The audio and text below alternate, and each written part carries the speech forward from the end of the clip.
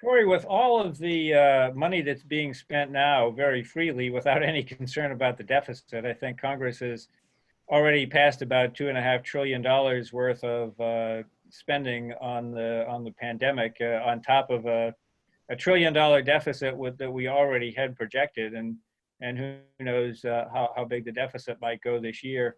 I guess that may raise the question in some people's mind: why do we worry about having to pay for shortfalls in Social Security and Medicare? Why don't we just do what we're doing for the pandemic and deficit finance them to whatever extent we need?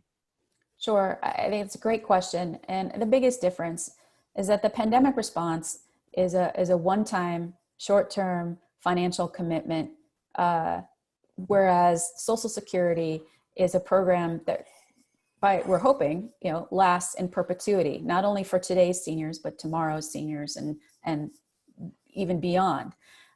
There's a big difference between financing $2-3 trillion worth of deficit for a single year versus doing it every year in perpetuity. I mean, I don't think that the domestic economy, the value of the dollar, could sustain that kind of deficit spending on an annual basis. I think the dollar would collapse, hyperinflation would ensue, and it's just a recipe for financial disaster.